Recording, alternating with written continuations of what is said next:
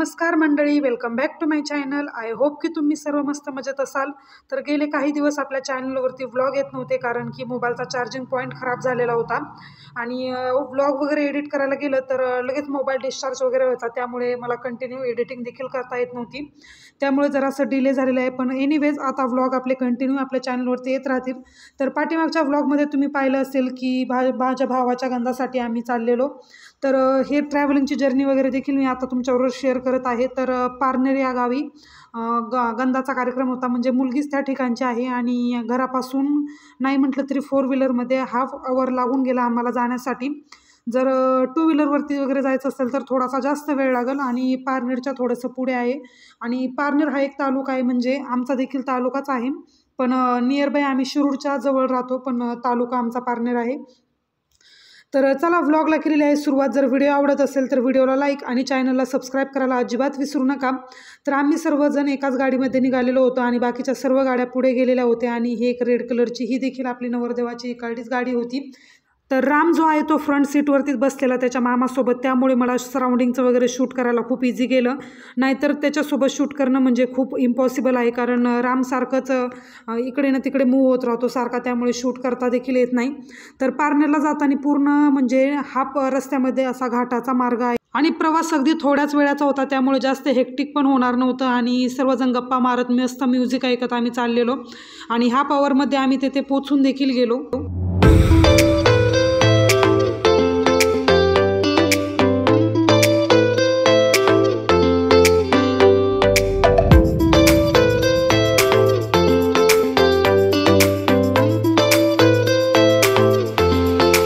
तर आम्ही पोचल्यानंतर सर्व मंडळी तेथे ऑलरेडी हजर होती आणि आम्हालाच यायला थोडासा उशीर झालेला होता आणि आल्यानंतर लगेचच कार्यक्रमाला सुरुवात होणार होती.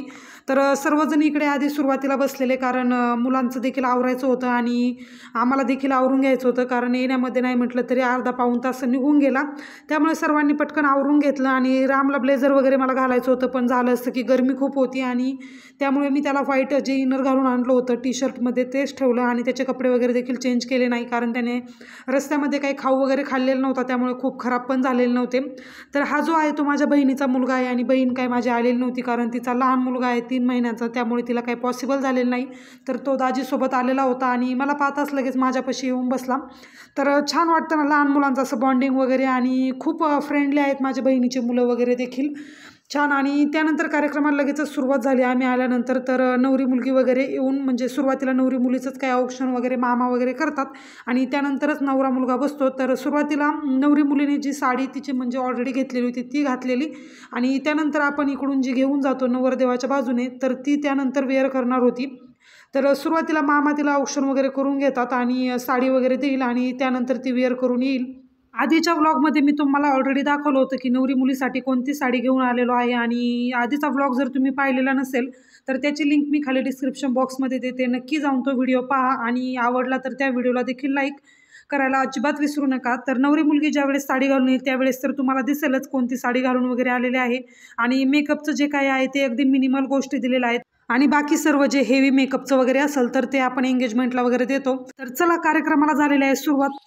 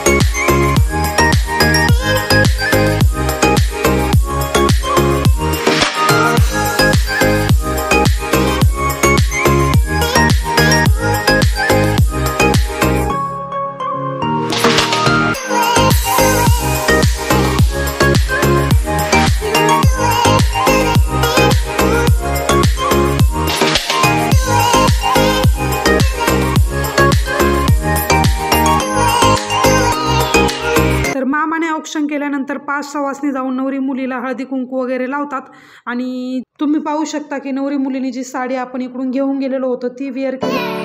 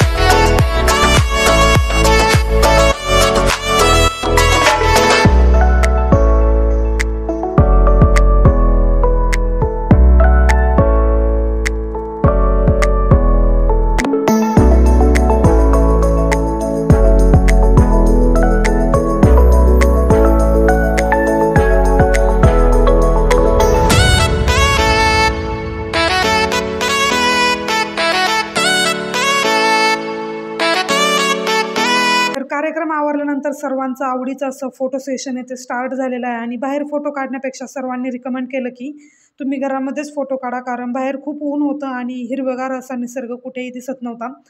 त्यामुळे सर्वांनी ठरवलं की आतमध्येच फोटोज काढूया आणि सावलीमध्ये छान येतील आणि ऊन देखील लागणार नाही. त्यामुळे सर्वांनीच आतमध्ये फोटो काढायला सुरुवात केली. तर सुरुवातीला फॅमिली फोटोज वगैरे सर्वांनी घेतले आणि तिचे देखील फ्रेंड सर्कल वगैरे आलेले, तर त्यांनी देखील फोटोज वगैरे क्लिक केले आणि आपले इकडून गेलेले पाहुणे वगैरे सर्व.